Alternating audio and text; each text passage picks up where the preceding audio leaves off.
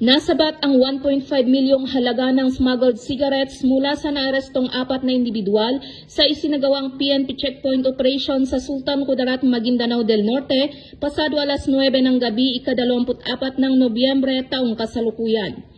Kinilala ng mga otoridad ang mga suspek na si alias Makoy, Fad, Lai at alias Che.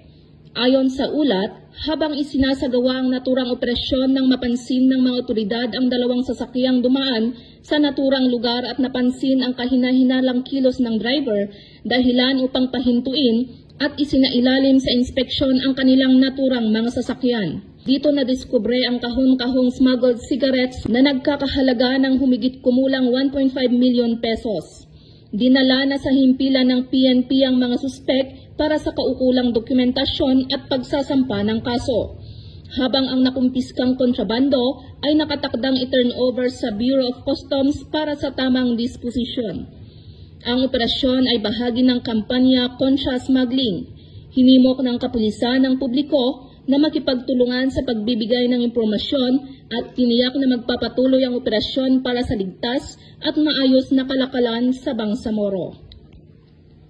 Mula rito sa rehiyon ng Bangsamoro, ako ang inyong Police News Network Correspondent, Patrolwoman Leonora Gawang, alagad ng batas, tagataguyod ng Balitang Pulis.